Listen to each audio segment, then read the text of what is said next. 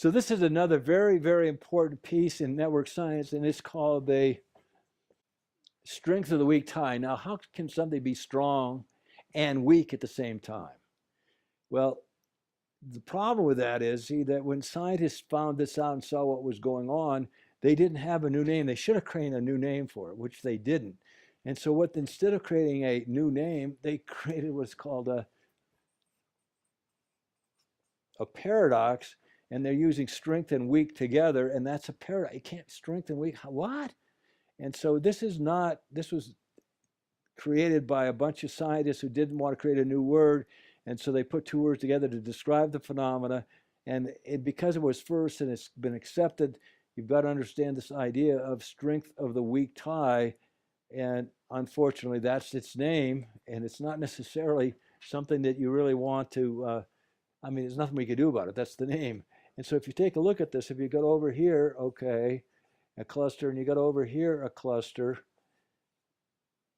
okay, and what happens is these are all related here, and let's just say this one's related to this one, okay, and if you start to understand that they notice this thing happening very quickly in looking for jobs, okay, because when you go to look for a job, most people hang out in their network and try to get a job.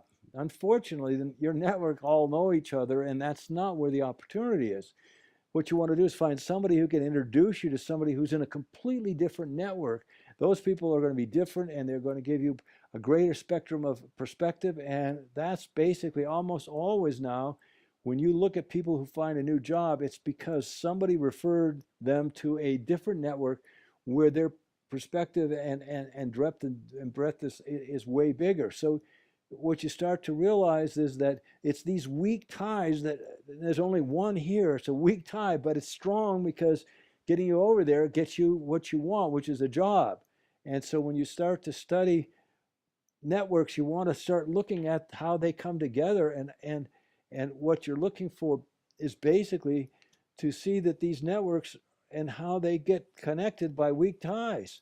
And so this person in the middle here may have all the action, but it's not the person with the power. The person with the power is the one that if you take just this guy over here, there's only one interaction here, but if he's got a connection there and he's got a connection here, he's got the power to get you to two weak tie networks that you're not part of.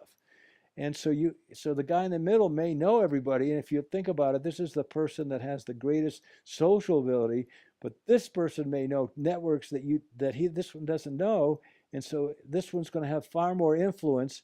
And so that's what you're going to look at here, is the influence, which is the second part of it. Remember, we talked about it before. That's not the amount, it's the influence. This one has influence over this network and over this network. And so if you're looking to get a job, or you're looking to do something and you want to influence stuff, what you're going to want to do is find this guy. This guy may get you to that guy, but he's not the person who's got the power. The person who's got the power in weak tie relationships is this one. And so that's so important to understand, is it's weak tie to weak tie to weak tie. It's not necessarily the hub or the one that's got the most interactions. It's just not, because that person, no matter what, cannot get you there directly. It has to go over here.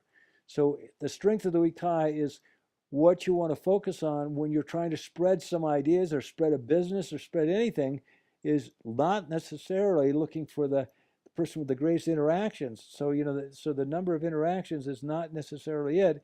It's the one that has the greatest influence, okay? And you can also look for the one that has the greatest relationship, but that, in other words, the diffusion, but that's not really it. You got to go with the weak tie. So it's weak tie, weak tie, weak tie, weak tie.